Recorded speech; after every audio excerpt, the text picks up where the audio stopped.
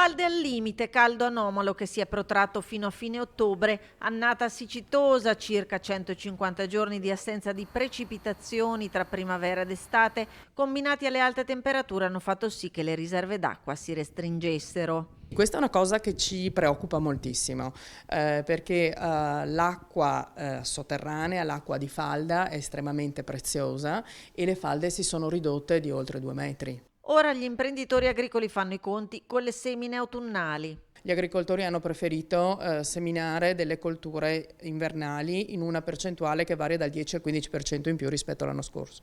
Aumentano quindi le colture invernali, frumento e orzo del 10-15%, ma il patrimonio agricolo è minacciato anche da altre problematiche legate agli aumenti delle materie prime. Va di pari passo con quelle che sono altre problematiche, che sono quelle delle energetiche o relative all'approvvigionamento dei fertilizzanti azotati, che sono particolarmente costosi quest'anno se si trovano.